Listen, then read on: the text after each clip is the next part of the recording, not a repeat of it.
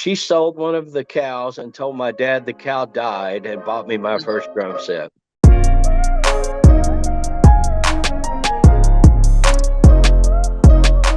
today I have the privilege and the honor of having Mr. Clif Doyal. Welcome to the show, Clif. Thank you so much, Deb. I'm excited to be here with you.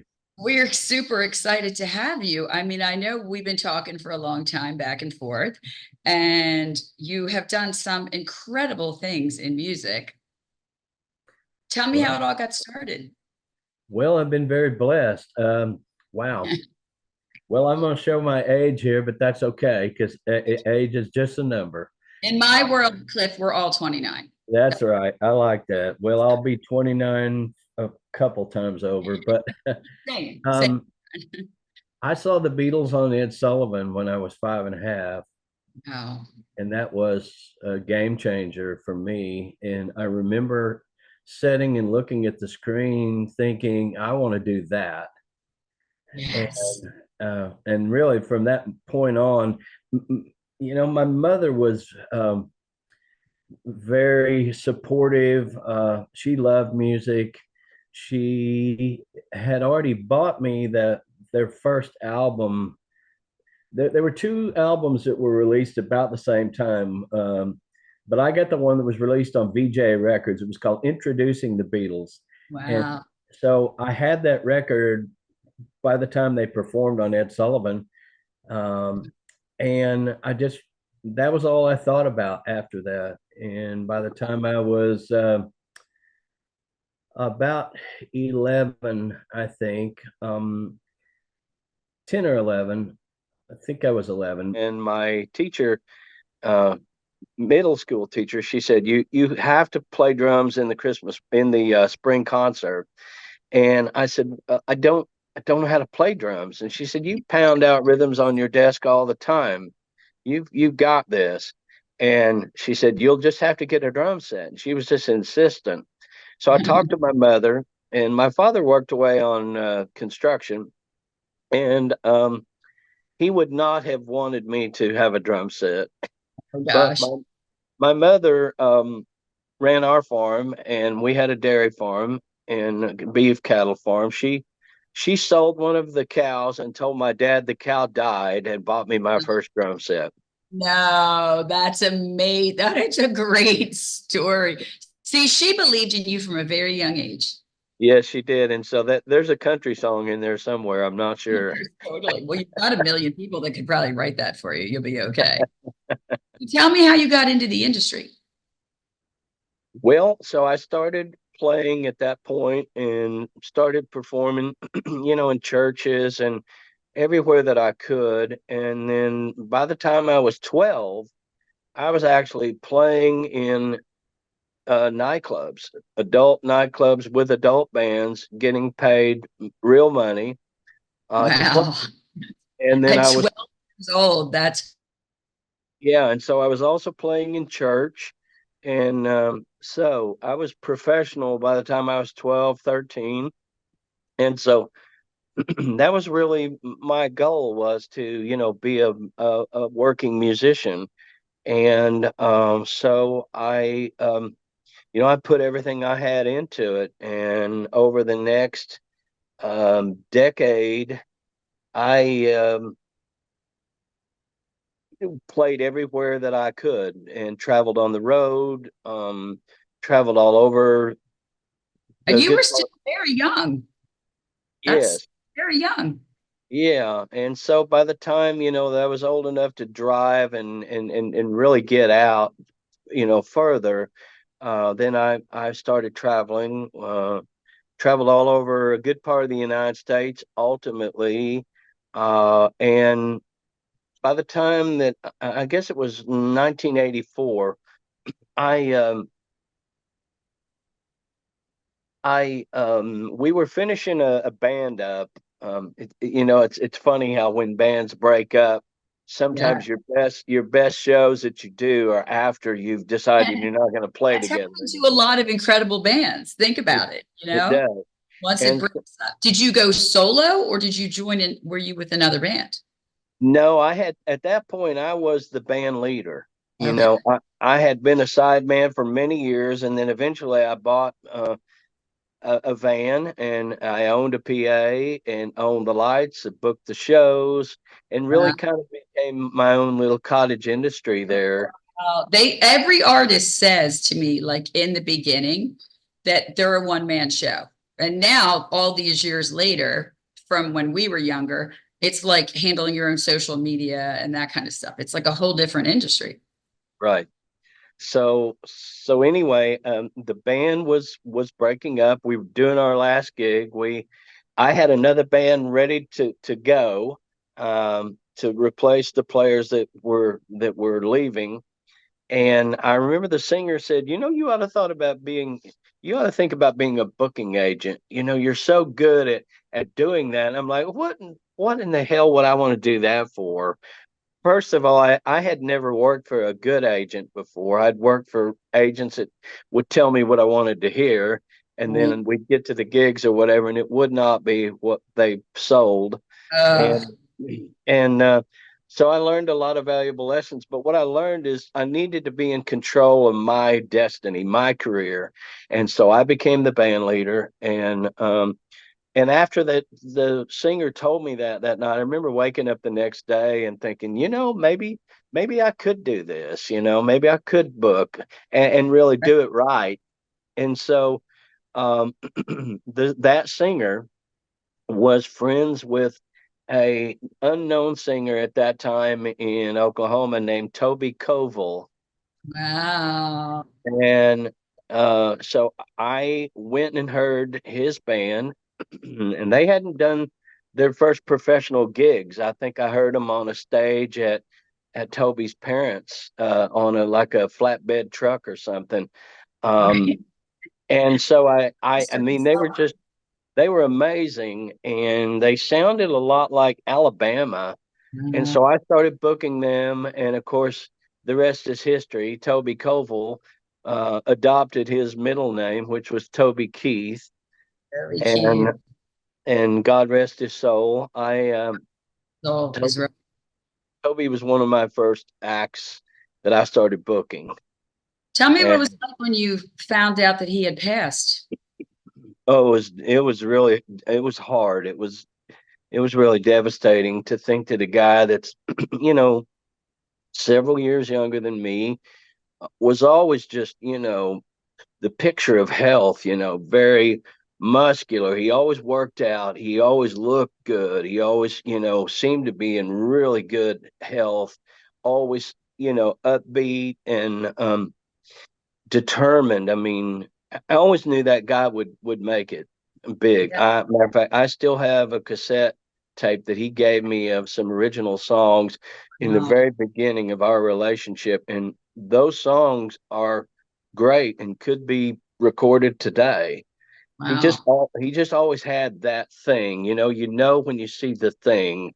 And over the years I've been blessed to see that thing, that it takes to make it in this business. And Toby definitely had it. But yeah, his loss was devastating because, I knew everybody in his band, and most of the new guys that are with him, that have been with him for the last 20 years, almost all those guys were friends of mine. And so it was a big blow to our whole community. And of I think course, really, the to the the whole industry, it was a huge loss for the industry. yeah, it's a huge loss. And then, but what occurred to me at that time is that no matter how big Toby got, I I don't know that I fully grasped how big he was until he passed, because he's Toby Keith. He's my friend. My former client, and it just always, I didn't think of him like a big star, but he Yeah. was, and still is. Very humble and very giving back. Very much so. Yes. That he had, was very centered on fans and very centered on thriving the community, which is a Yes. beautiful testament. Yeah, and he was always involved. He always was helping people, whether it was children. His original guitar player, uh, he lost a child to some type of cancer, and that really hit Toby. And so he began being involved in a number of children's charities and ultimately founded, a golf tournament and a lot of other initiatives to help children. And he Yes, was, I know. He was very instrumental in helping and very humble because yes, a lot of people know the backstory to Toby Keith and how he started raising money for hospital treatments for children with cancer. right. I mean, just a devastating loss. I had flown into Nashville the day after, and it is the most quiet I've ever seen Nashville. Yeah. Yeah, it was very sad for our whole community. And it seemed like everybody on my social media thread had a Toby Keith story, whether Yeah, they had worked with him, booked him, worked with him on shows, or were just fans. Everybody, it seemed like, had a Toby Keith story, had a Toby Keith photo. yeah. Just, I'm a huge fan. And Red Solo Cup was always my like get energy song. right. Everybody, I believe, has a song, and that one's mine. Yeah. Well, it was a lot of people's, and so yeah, it was. But again, it really hit me then how big of a global star he was. Absolutely. Like Yeah. an American Idol in such a way too that everybody. So let's go back to your career. So now you're managing. You're in now we went from bongos at Christmas to managing bands. Well, yeah, I started booking bands. I started managing bands. I started helping them with publicity. I didn't know what that was called at the time, but I knew how to get somebody on a radio station or how to get somebody on a television show or covered in a magazine. So I didn't really even understand what that was called, but I was just determined to learn as much as I could about the music industry. So again, I began performing, and then by 1984, a decade later, I was started a booking agency. I was working with Toby. I was working with a number of acts, and that began to grow exponentially. And so before long, I had so many acts that I would play shows at night with my bands, and then I would get up in the morning and put my booking agent hat on and book bands all day, and then get in the van and go play wherever we were playing in the state of Oklahoma or Missouri, Kansas, Texas, wherever we happened to be. I was based in the Midwest at that time in Oklahoma City. And so I began to though get worn out because I was Yeah, doing the business, I was doing the performing. right. I knew I had to make a choice. I knew I was at a crossroads because I was sick all the time. I I bet. had kind of a chronic sinus thing going on, and I was sick all the time. And I made a decision to just be on the business side when I was about, maybe 20, I don't know, it was sometime around 88, 89. So I would have been 30 years old at that Yeah. time. Well, at And least most stars haven't even made it by 30. You know, like that's impressive that you could switch hats at that time. well, I did, and I was really blessed because I always developed a close relationship with the bands I booked, whether it was Toby or other acts that I worked with over the years. I always had a close relationship, and so what I found was on the business side, I could on the band side, I could touch one band. Like Right. in my band, I could have creative influence and exert some control over my band.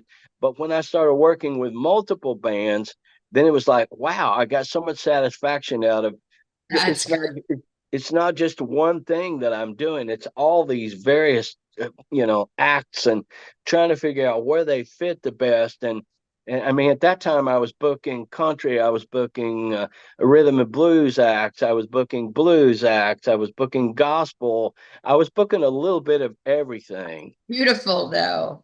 How Yeah, that? That's amazing to me.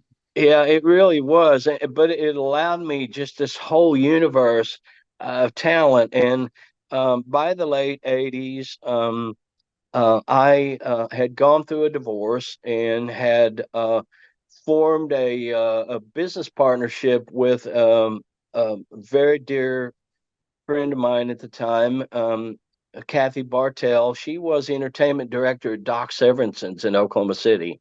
Oh, okay. And so she, introduced me to the talent buyer and really opened the door for me to bring in the opening acts. Wow. So I got to put shows in front of everybody you can think of, Asleep at the Wheel, Jerry Reed's, Sylvia, um, Ronnie McDowell. I mean, just on and on and on and on. And I got to go watch them set up. I watched their lighting directors and their sound techs, and I wanted to know everything about what the big stars, how they did it. I wanted That, to know every yeah. piece of it. And you saw it as you were doing this. You learned the industry. I did really, and that stage at Doc's was, I mean, it was a huge, like it was a Las Vegas showroom with this huge proscenium curtain that came down, and this massive stage, and big sound and lights, and it was Oh, a concert hall. It seated about I think 800 people, wow. That's but crazy. yeah, it It's was just amazing. It sounds so, and for an artist, like 800 people is a lot for a new artist. and we had everybody in the business through that room. I mean, everybody that you can name, from George Strait to Reba McEntire, on and on, and Roy Orbison, Greg Wow. Allman.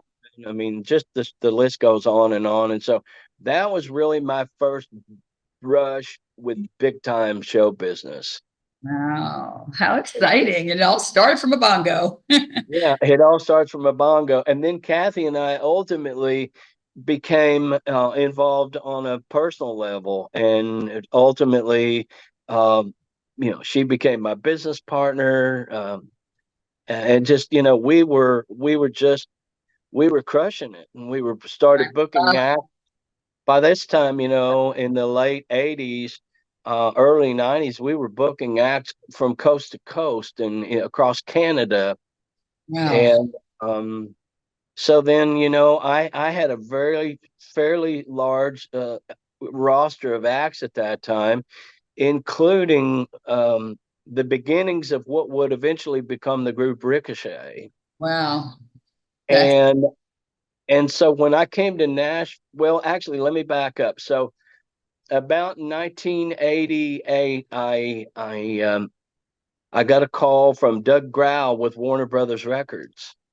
And he said, we would love to get an agent out in that market to break Little Texas in Texas and across that Southwest market. And everybody we talk to out that way says your name. you're the guy. You're the go-to guy. We're the go-to guy. And Dallas was one of their early targets. And so, I started working with them, and then by 1991, then I got a call from Doug Grau.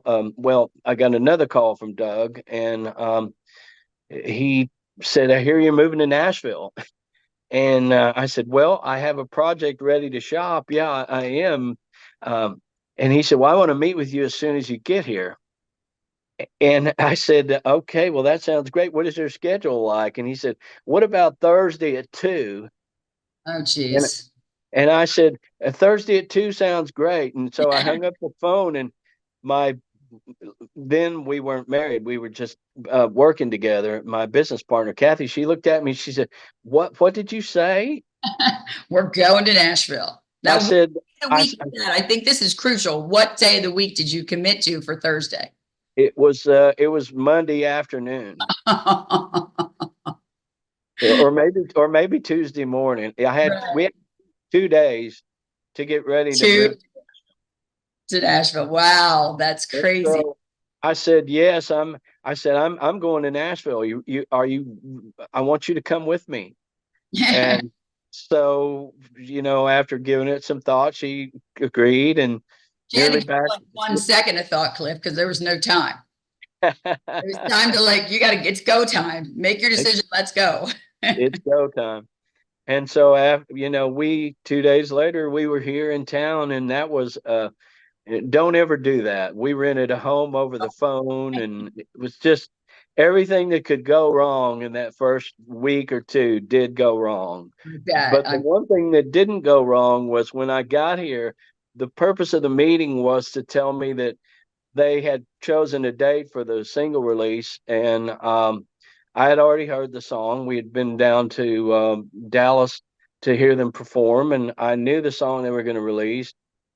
And but it's Doug telling me officially, and he said, "We want you to take over the national booking for Little Texas, be our main point guy, and take care of everything because you've That's done a great job with them completed. the last two Yes. years." And so by the time that we came to Nashville, we had a national act in our pocket, It's and amazing. everybody's kind of looking around, go, "Where did these guys come from? Right. Where Who do are you, these? nowhere. Where do you come from? Who are these people?" Right.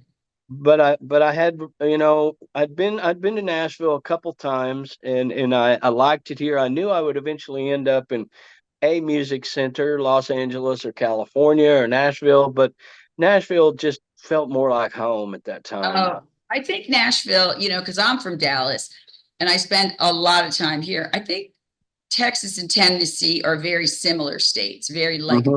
states. Yeah, Humble kind of people, and it's a joy to yeah, be actually. yeah. And as a matter of fact, talking about Texas and Tennessee, I in so by around the early 90s, I came to Nashville in 1991. And so right away I became kind of the go-to guy for developing Right. acts. I And love it. the acts that I was working with, I always tried to select acts that I felt like had potential to get a record deal, Right. or they already had a deal. So I began to become kind of like, I guess, for lack of better words, the farm team. And that's And fun before Nashville actually took off.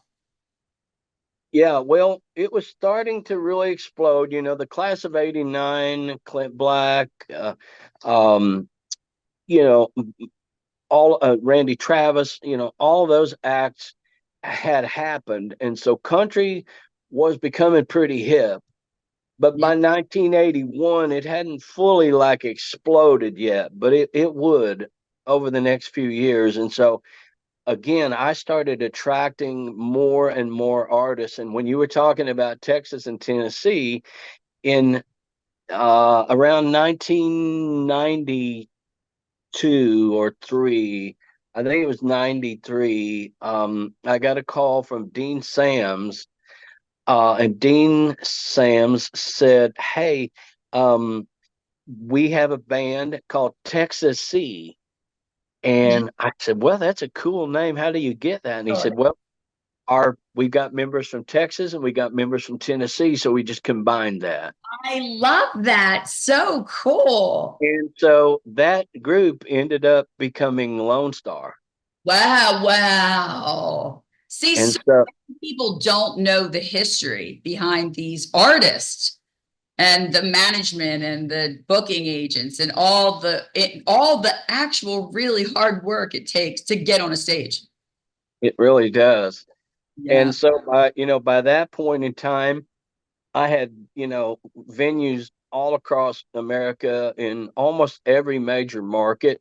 Country was starting to boom, and it was not just in Dallas or Oklahoma Yes. City or Tulsa or Phoenix or Denver, any of the kind of traditional country strongholds. It's in It New York, became, you Philadelphia, and Boston. It started branching. yes, It's yeah, beautiful. it really started. So we came to Nashville at a great time Yes. when when the industry was booming. Uh, when I first came to Nashville, I remember standing outside of the United Artists Tower at 50 Music Square West. I remember looking and standing on those steps and pointing to a window. And I said, one day that is going to be where I office, because I Mhm. could look out over Music Row. Well, Yes. sure enough, 6 months after I came to Nashville, there was some complications going on with there was an incident on Music Row where the editor of Cashbox was murdered in 1989. They called Oh, it the murder on Music Row. Uh, oh, and I was officing at 20 Music Square West, where some of those people officed at. And so I knew I needed to get out of there. And a friend of mine called me. He said, I'm at the UA Tower. Get down here today. Get out of there. And so yeah. Yeah. in 1992, I ended up with an office in that very building that I had pointed to 5 years earlier. And so, you know, Talk about living a dream. dreams really do come true, and They really, you really, have to you have to visualize it. You have to see it happening. yes. Let's flip to the management part. We've had several artists come on the show, and I hear some tension around managing artists and the freedom for them to use their talent and work. What's your thought on that? Well, my first job as an artist manager, and even when I was a booking agent, I always approached it not just from I'm going to book some shows here, but we're going to have a plan. We're going to have a targeted strategic plan where we're going to go into this market and we're going to play this smaller room first. And then we're going to pack that room out eventually. And then we're going to graduate up to the Very next smart. bigger, Very the big, smart. the bigger room. And I called it early market development. That's And so I was always thinking the big picture, even when I was booking or playing in my own band, I was always thinking about how do we connect the dots to go from A to B to C to D, to grab right. graduate Absolutely. up the ladder. So again, my first task as a manager is my job is to amplify the artist's brand, who they are naturally. Um, I can work with them to help them enhance their image, help to focus that. But my whole thing in management is the image has to mesh with the sound and the style, has to mesh with the song, has to become and work as a photograph, as it's all ties into amplifying who they are as a brand, Yeah, and that's doing it amazing.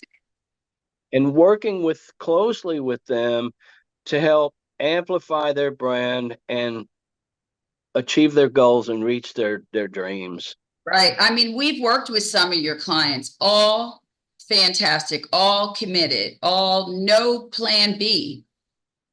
We're all in. And they build their entire life around it. And they're truly the most humble, kind people on the face of this earth. Well, that's awesome. Yeah, I'm it makes me really happy. Well, wonderful. I really strive to work with clients that are focused, they're serious about what they're doing, because I don't have time to waste. No, you They don't don't. have time to waste, and I have to know in my heart that I can help them. I have Right. to believe that I can help them. If I don't believe I can help them, I don't work with them. Yeah, And then that's a very beautiful thing to hear because we hear sometimes that anybody will sign him and promise and it doesn't always work out that way.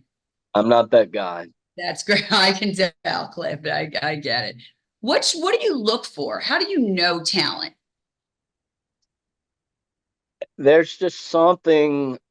First of all, I look for somebody that has something to say, because the we I don't know, for me, I hear a lot of music. Obviously, I love music first of Me- all, so I want to hear something in their music that makes me feel something. I want to I want to feel happy. I want to feel sad. I want to cry. I want to feel something. I want something. Just Yes. give me something that hits me in the gut, hits me in the heart. And so that's the first thing I look for. The second thing I look for is, are they committed? Yeah. So I look for their work ethic. How bad do they want it? And are they all in? Are they punctual? Will they, stay in good constant communication with me? Because that's critical. Is Um, that something you see right away, or is that developed over time? as Because far as it's hard to judge work ethic on the very first. that's something that I really focus on over time, and I tell artists, especially if I'm working towards managing them, I'm like, first of all, I'm not going to shove a contract at you now. Like, we're not even going to talk about contracts yet. We need to work together for several months. See, first of all, do you like me? Or am I a good fit Very big partnership. for you? Because it is a partnership. And so I don't even talk about contracts for 6 months, maybe a year sometimes. That's great because I know there's good and bad in every industry, right? So, Right, but I know, right, the country music is now the music in this country. So I can only imagine the amount of managers there are out there in Nashville, in Texas, in right. Oklahoma. Yeah, I there can only, there are. And so, I strive to have a really good, close connection with the artists that I work with. And, it's not big me, little you. right. It's not me dictating like a dictator. I mean, I want to know what their goals, their dreams are, and then we work together to amplify those, whether it's through song selection, as I said earlier, or wardrobe, styling, music production, whatever it is. It all needs to be cohesive and fit together and work together. So when Yes. the people out in the listening land, when people are listening to it, they need to be able to grasp who you are without a whole bunch of backstory. Yeah. But Key, because right? The audience doesn't last long or focus very well. no, they're hearing one song, That's and it. and you have to grab their attention, and really you have just a matter of seconds to do that, because it's so easy just to hit click and go to the next Go to artist. the next, right. Exactly. I mean, that is all of yours have been so committed and so focused. It's been an honor to watch them through these last couple months growing That's and awesome. establishing friendships and keeping up with us where they're playing and performing. It's truly just been an honor to work with every single one of them. What do you say to every kid that is 18 or 17 and wants to come to Nashville? Just be ready to start at the bottom, do the work. You're not going to show up in town and be an overnight success. It's not going to happen. I mean, almost everybody that comes here, they're like, oh, it's a 10-year town. Well, I'll be the exception to that because We hear that all the time. It's a 10-year town. It's a 10-year I'm town. so great. I'm not going to be like all the others. It's going to happen really fast for me. And I hear them talking, and I say, well, no, that's not how it happens. And if that's what you think is going to happen, then you probably don't need to come here, because there are a lot of people here that are waiting every slot that's available, whether it's on a tour, a record label, a publishing deal, a Or slot on the playing and next. play like Tootsie's, like, to get the honor to play there. There's a line of people waiting to play at Tootsie's, Yes. and I'm holy there's a smokes. line It's of there's a line of people waiting to do everything in this business. And so you have to get in line, and you yeah, have to be on your game all the time and make friends, network. But if you think you're going to come to town and just set the world on fire, and you're not really committed to come here and do the work, don't come.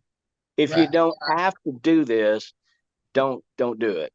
Right. Because I mean, I think it's like everybody's, I remember younger, like it was actors. We're going to LA. We're going to LA. And now I hear more and more. I'm going to Nashville. I'm That's going to. right. So I think it is the craziest movement, but it's also so inspiring.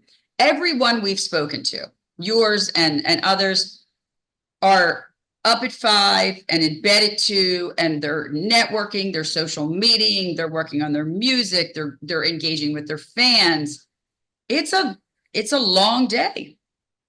It's a long day, and you have to be committed to do it. And if you're not committed to do the hard work, you're even if you were to get a break, but the chances today of getting a break and not doing the hard work. But back in the day, sometimes it just took a great singer and a great song. That's all that was needed.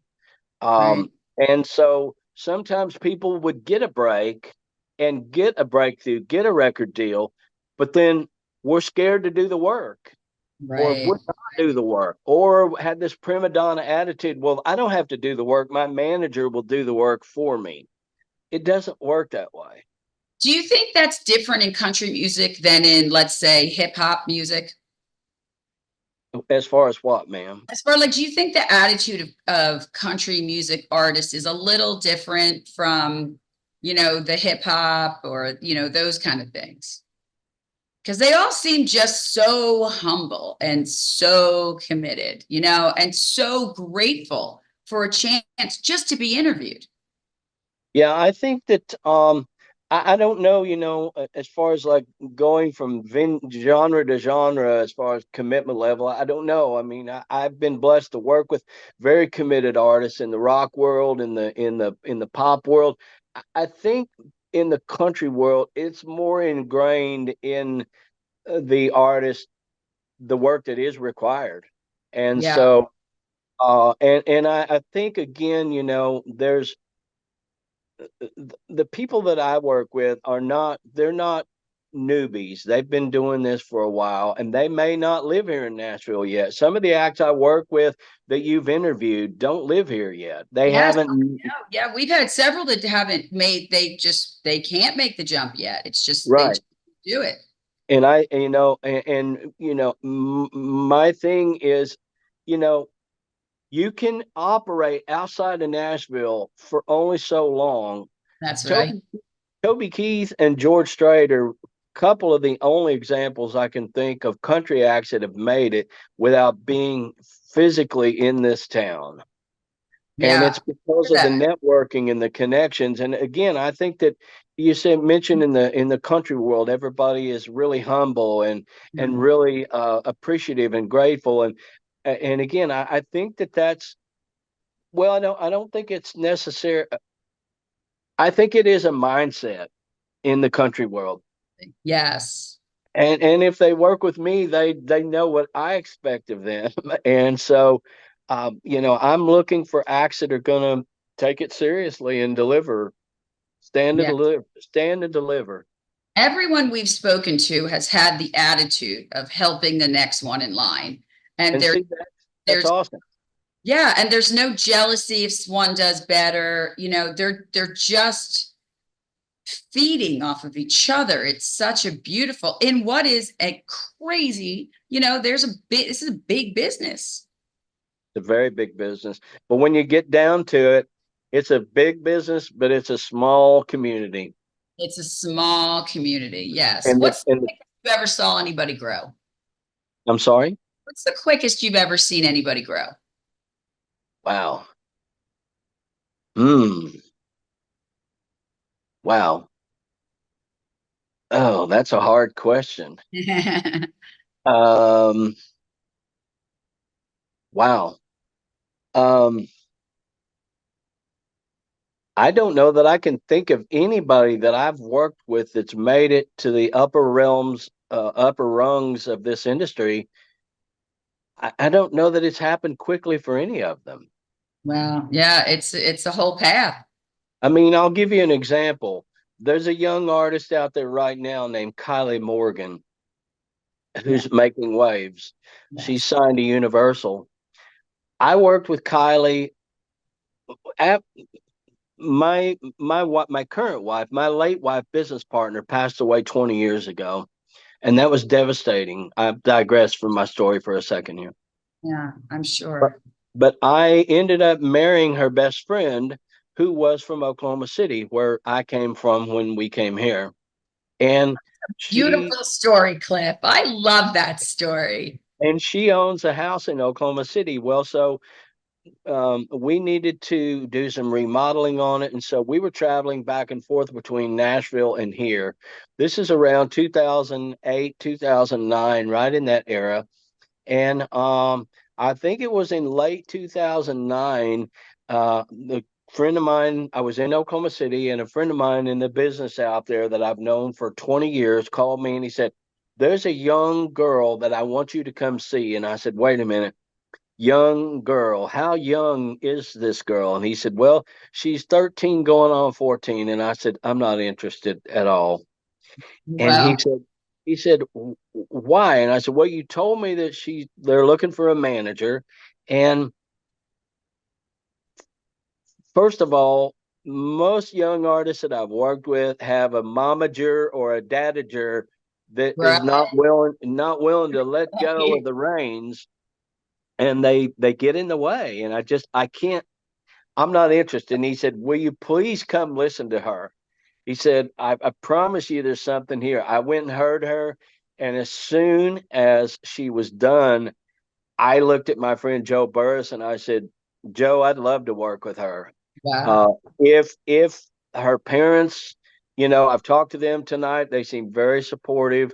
And so I started working with Kylie, and then I brought her on her first trip to Nashville, professional trip, that following spring to country. I brought her out here during country radio seminar, and Wow. I That's fabulous. took her around and introduced her to not only business people, but took her to shows where, she got to meet some of her, famous country artists.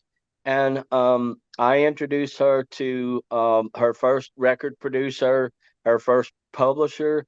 And, you know, fast forward a decade later, now she has a residence here. Her Yeah. family's still in Oklahoma, and she's killing it. He's killing But it. Totally killing it. it really took until about 2 years ago is when I first started seeing the bubbling under. And we don't. I don't represent caveat. I don't represent Kylie Morgan, but I Right. did get to work with her at a time.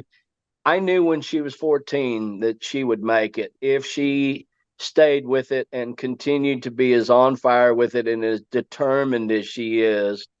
And here we are. That's She's beautiful. And she has made it big. Good for her.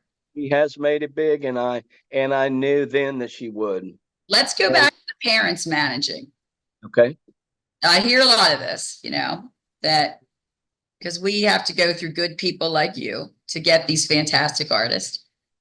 Tell me what that's like, because a lot of younger stars are managed by their parents.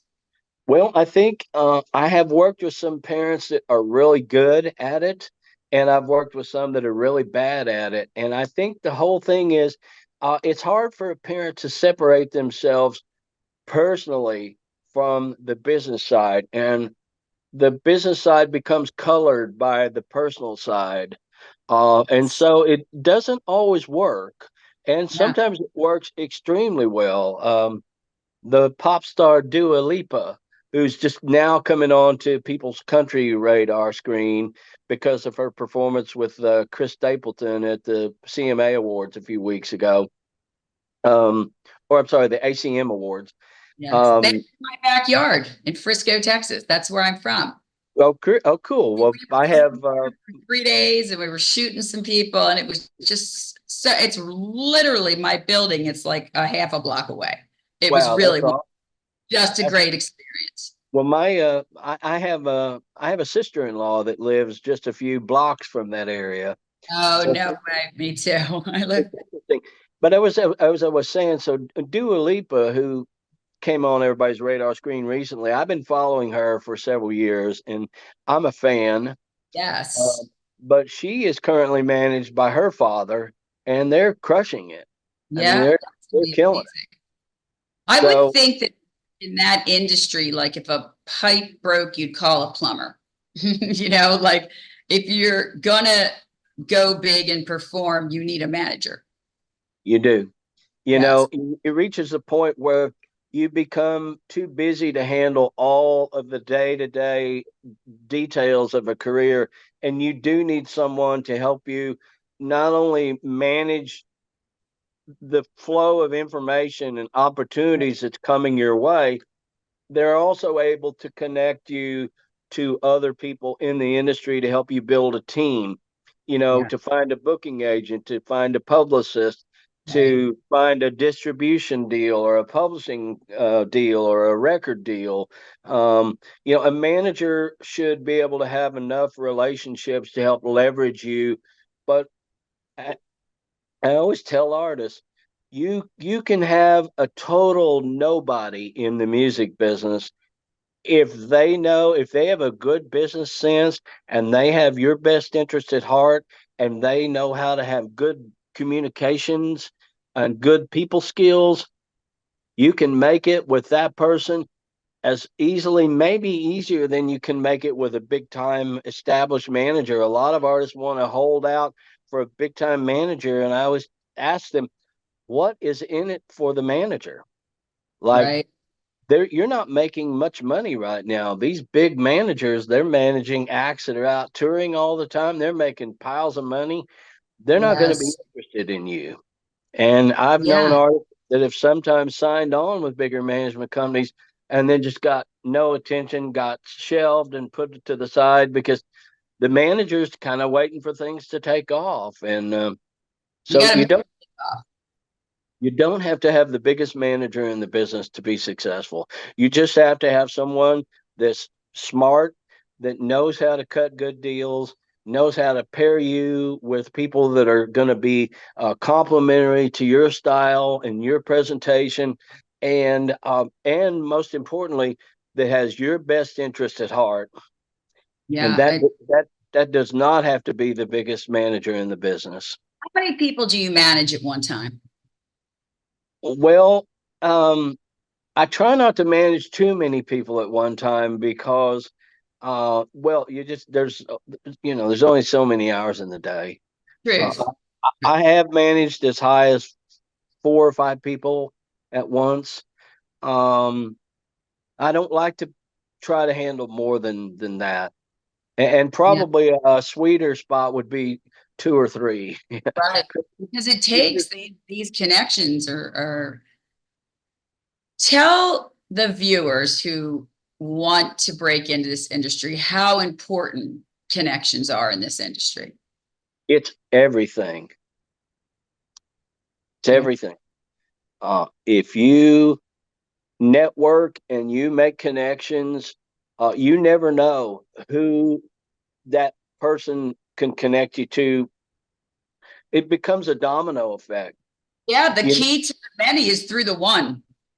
yeah, you if you get one really strong, I call them cheerleaders. If you find one person in the music business to be your cheerleader, to tell other people about you, I don't care who that is. That can be a lawyer, it can be a manager, it can be a song publisher, it can be another songwriter, another recording artist. You Yes. treat that person like gold, and Yes. that person will help connect you to other people, and then it becomes a snowball effect.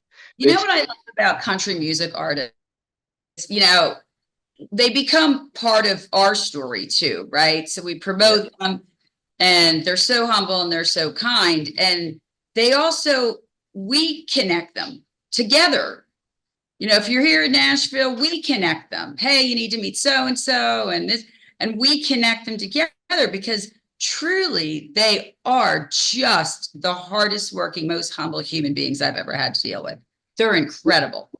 Yeah, they really are. But again, it's people like you and me that help them, Yeah. connect. So networking and connecting with other people in this business It's as important as the music that you create. Yeah, It's just as important. yeah, And I always tell artists, when you're out performing, I don't care if there's 5 people in that room or 500, you need to put on the same show that you would for the 500. You need to put that same show on for the five, because you never know who may be in that audience right. that can help you. You never know. And I always think about a real early story uh, about Barbara Streisand. She tells a story about early in her career when she did a performance and just phoned it in. Uh, And one of the people in that audience would later become her producer, but his first impression was, she's not serious. She's not serious about this. Can you imagine? It's Barbara Streisand. It's one can't of the even. biggest. But you know, that is so true. You have to be on your A game constantly because you don't know if there's someone in that room that's connected to somebody else. You have to absolutely be, you have to bring your A game always. What's your Any, thought on these artists and how they and their relationship with their fans? well, I think it's very important. Yeah. I think that's maybe something that we're seeing now that we haven't seen before, is the ability that the artist now has. The ways that they have to connect with their fans are so much greater. I mean, I come from the era of, you know, my friend Lon Helton with Country Air Check. He's the titan in the radio business. Lon always said, to make a million fans, you need to shake a million hands.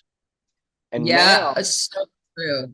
and now you can virtually shake their hand through social media in a way that we Very, never could in the past. very, very true. So what do you And tell your artists that when they get off stage and there's fans waiting? Shake hands. get well, I always tell artists, like, make the room. If you're playing, like, most new acts that are out there, they're working multiple sets each night. They're having to play some cover material along with their original stuff, and they're learning their craft and they're developing their fan base. I always tell them, when you finish that first set, get off stage and go make the rounds and hit every table or meet everybody that you can while you're on that break. Take a minute and get a Right, soda or some water, something to right. drink, Let and get them back. take pictures. Like that's how it goes. One Yeah, picture ends up on social media and a million people see it. yes. Don't just get off stage and go to the green room or the Right. dressing room or go to your car. Don't do that. The Connect with days the of that are audience. over. The days of stars being untouchable are over because we have Over. such different connections. Yeah. We're not Pink Floyd anymore. Pink No. Floyd, early in their career, they wouldn't even put photographs in their album. And they were totally isolated. They didn't give interviews, and Steely Wow. Dan was the same way. And it's just, it doesn't work that way. Country music, I think, has always been a very fan driven, Yeah. personal. Yes. You mentioned that country music seemed to be different than other formats in that it is so personable with between the artist and the fan, and I think you're right in that. Yeah. It I think really has, it touches, I have a 12-year-old niece. And when I tell her who's coming on the show, it is literally that's how far it extends out. She starts listening to the artist and telling her friends about the artist. And that's how deep connections go. that's how it works.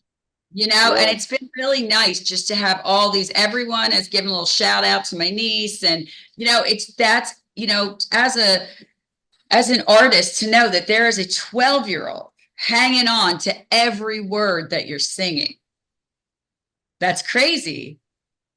It is. And I always remind artists of that very thing. Like, you never know who's watching you. So always put your best foot forward. Always be, you know, humble and confident. I mean, you can be confident without being cocky. Uh, Absolutely. but 100%. always remember, you're raising up fans out there, just like your 12-year-old niece.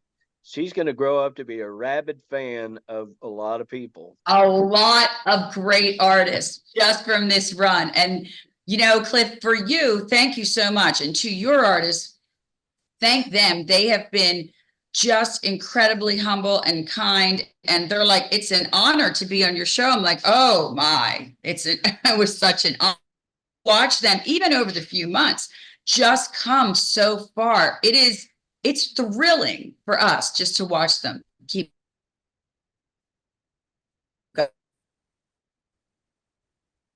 It's been a very cool.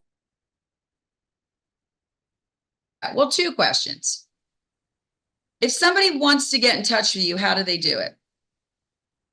Well, it's best to email me. Okay. I have a lot of people that want to direct message me or send me a text or something like that. It's hard to keep up with texts, and again, It's you know, if they want to send me music, by the time you send it through text, it's compressed. It doesn't sound good. It's hard to keep track of things. So it's best to email me at. What should you know? Tell them so they know. I'm at cdanashville@gmail.com. So it's cat dog apple Nashville@gmail.com. And you can find me online. Probably the best place to find me is LinkedIn. That really has the majority of my history because, you know, I've done this a long time. So there's a whole lot there. LinkedIn, Clif Doyal with one F, Clif Doyal, Doyal. Yeah, Clif, I can't even thank you for this incredible story and like hearing, because it is truly how artists are start. Bongos in a band when you were a child. That's how these dreams become so big. They do, you know, and really for me, you know, I mean, I have been blessed to do this a long time. I'm over 50 years in this business. But the thing that I always say is, you know, I wake up every day on fire thinking this day could be the one that changes the rest of my life. And That's amazing. That's a mindset. I do too. I live every day like it's my last day on this planet. I believe that. And I believe that's what you have to do. And you have to be on fire with it and passionate with it. And I do also tell people, you have to want this. You have to, if you don't wake up every day and this is your first thought or maybe your second thought after your significant other or your, you know, Right. if you don't wake up every day thinking, what can I do today to help advance my career? A little Don't better. don't do it. Yeah. Don't do this because there's too many people out there that will do the work that want it really bad. And if you Right. don't wake up every day just on fire with it, then don't do it because there's a lot of easier ways to make a living, I believe. Absolutely. You know, and I've heard that many, many, many times from artists. There is no plan B. This is it. I have to be 100% in. I never had a plan B. Yeah. My Me father either. my my father insisted that I go to college. He wanted me to be a banker or be in you know, realty, you know, selling houses, anything besides music. But then as the years went by, he became and he started hearing my artists on the radio. It became real to him. And then when I started working with people like Glenn Campbell and his publishing company and roster of artists, uh, my dad then began to see that I was making it. Real And he living. was, I'm sorry. There's a real living in this. Yeah. So, you know, again, it's like you have to really want it and go for it. And for me, there, you know, I did go to school for a couple years to kind of satisfy my dad, but then I got in a rock and roll band and we had labels looking at us and I thought, well, I'm going to make it. And so I quit college and I never looked back. And I never had a, Everybody wants to be a rock star. Who doesn't want to I, be a rock star? I did, you know, I wanted to be a rock star. I was, you know, I grew up listening to rock and roll and that was really my most that's the music that I love the deepest. But my mother listened to Merle Haggard and Willie Nelson and Buck Owens. And so and then when I was playing in clubs at 12, that's the music I was playing. I wasn't playing rock and roll. I was playing George Jones or Tammy Yeah. Wynette. Yeah. Everybody starts covering, you start out as a cover artist before you start out as a regular artist. Absolutely. And well, because I have a saying about that too. When you play a familiar song, you get their attention. Then you can play something that they don't know, and they're a lot more likely to receive it. So I always tell people like, um, you have to get people's attention if you want to sell them something. Right. So Absolutely. you want to sell them your original song, but if they don't know who you are, and you come out and you go, hey, here's my new song, and I wrote this for my girlfriend, and blah blah. They don't care.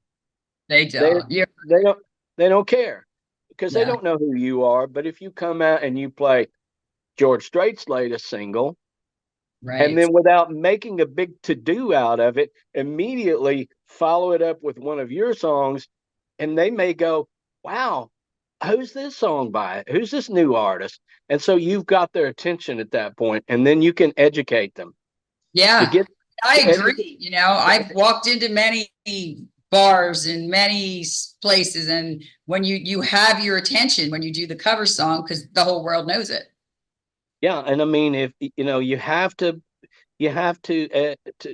educate people, you have to get their attention first. And if you want to educate them about you, get their attention, give them something that they can recognize, and with the goal of they're going to want to hear your song again. You know, they love your song, but they also love that you just played Toby Keith's biggest hit. Right, right. Just like you said, it's getting the attention. And, as Americans, we have a very short attention span.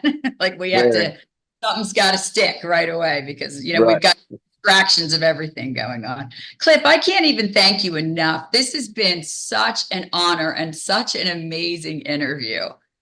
Well, thank you so much, Deb. I've really enjoyed this. I don't get a chance very often I'm usually arranging the interviews. I'm not the subject of one. So I really appreciate the All opportunity right, you've given. last question, Clif. Will you come back and tell us more about this amazing industry? Absolutely. Yeah. I mean, I've just barely scratched the surface over here. I would love to come back. I think all of the artists we've covered are going to watch this very, look like really pick this interview apart because for somebody with your wealth of knowledge, that is like years in the making for them to just have gotten on an interview. That's awesome. Well, I'm really grateful for the opportunity. Like I said, I'm normally arranging the interviews, not being interviewed. So I appreciate it very much. It's been a true honor. And I'll be in touch because now we're following all your artists. And we want you back soon to keep talking about this and giving more pointers and giving, artists and regular people like me a bird's eye view into this industry. I'd love to come back. Absolutely. Oh, Clif, thank you so much for coming to Happy Hour. I'll be in very soon. Thank you, Deb. Have a great day. You too. Bye-bye, Clif. Bye.